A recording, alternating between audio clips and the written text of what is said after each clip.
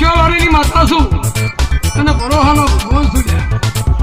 ઈશ્વર રાખો એટલે ગભે લાકડી રાખીને હો રાખું એ માતા. ભાઈ તમારો ભરો હશે અને જબરો હોય ભાઈ એને હું માતા.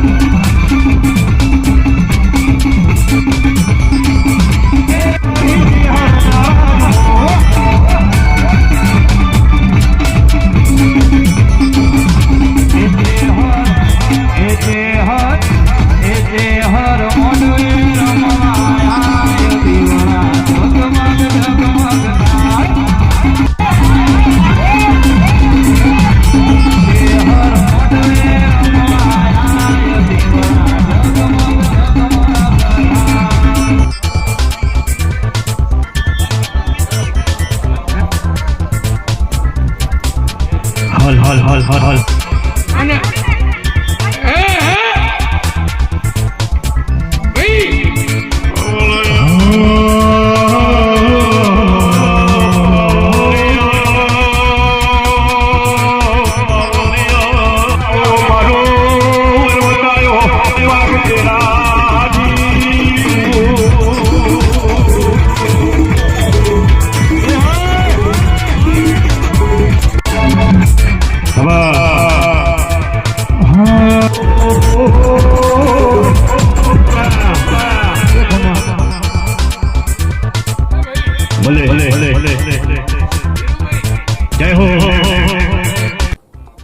આપનું નામ?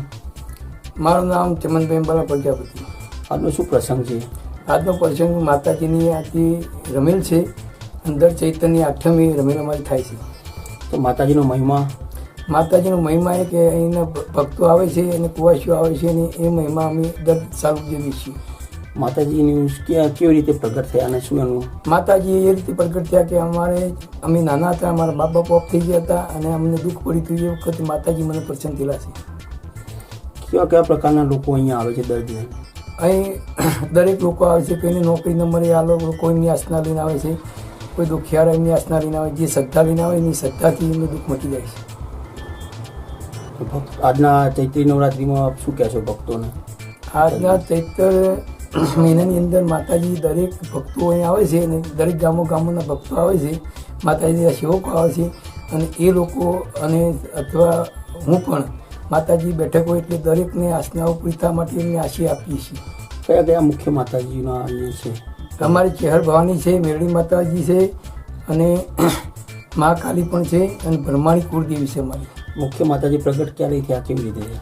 મુખ્ય માતાજી અમને ભીલવણથી પ્રગટ થયા છે અને એ વખતે અમને બહુ દુઃખ હતું અને એ વખતે માતાજી પ્રગટ થયેલા છે.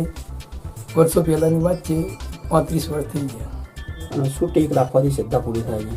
દરેક એમની મનોકામના જેમ પોતે ટેક રાખે એ ટેકથી એમનું દુઃખ મટી જાય છે. આપનું નામ? મારું નામ ચમનભાઈ અંબાલા પ્રજાપતિ.